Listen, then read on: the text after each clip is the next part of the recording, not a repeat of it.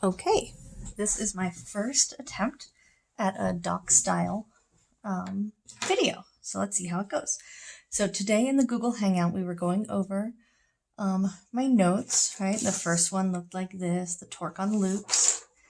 And the second one was this.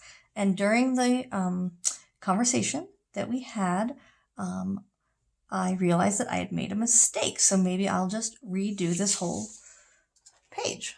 So the page before this was asking about, it had a loop of current in a magnetic field. And here, I'll show it to you. And the magnetic field was perpendicular to the current everywhere, right? So the current was in the plane of the page. The B field was perpendicular to the page. And in that context, we saw that it ended up like stretching it, but it didn't make it rotate about this axis because every lever arm that you try to look at for these forces is parallel to the F. And so if they're parallel, you're not going to get a torque. So let's look at this other situation. So here's a loop. And here's my I. And it's going around like this. And this one is sitting in a magnetic field that's also in the plane of the page.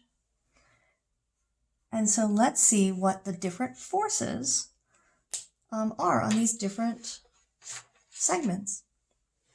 So if you look up here, you have an I this way and a B this way. So remember that it's IL cross B.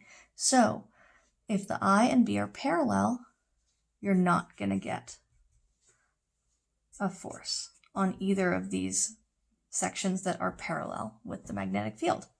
However, if you come over here, you have an I and a B. So let's use our right hand, put your fingers along I, and then make B shoot out of your palm, and my thumb is pointing in the direction of the force, which is into the page. And here's my I here. My I, actually have to stand up to do this. My I is pointing, my fingers are pointing along I. B is shooting out of my palm. Remember, I curve it into it just to make sure that I'm coming out of my palm. And my thumb is coming out of the page. All right, cool. So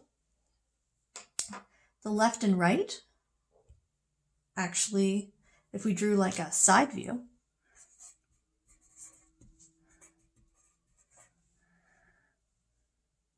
what would it look like? Here's my axis. So, sorry, I didn't. Oopsies. I just moved my paper. My side view looks like this. My axis is here. Here's my right side. That's moving in. So that would be like down. Over here, this is up. And so, can we imagine that we have something doing this? Yay, that's got a torque. Yay. Torque. And if you want to find out how big that torque is, let's give our guy some dimensions here. So our B is the one there. And let's call that A. So my torque is R cross F. So the question is, my F, right here, this way, here is this way. Here, let me get a different color. That's my lever arm, right? That's my R my R perp that I have to worry about. And so the value of that is A over 2. And the value of the force, let's just call it F, because they're the same value right now. and they are both acting in the same direction, the same way. So they both give us an A over 2F, which of course is an A times the F. Okay, so what's the force? Well, up here, I said that force, in this case, is going to be IL. Well, what's our L? It's this side. It's IB, right? And then our magnetic field. So that's what this is.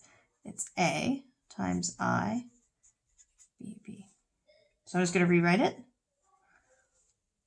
I'm going to rewrite it this way. A times B. Now, what is A times B? A times B. It is the area of the loop.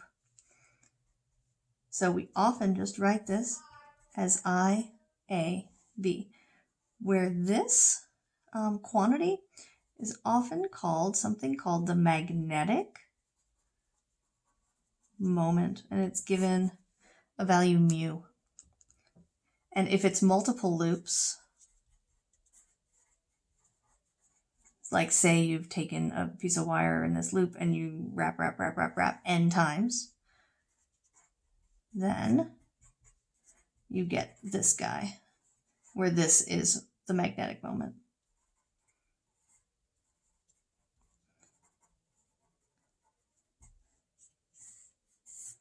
All right.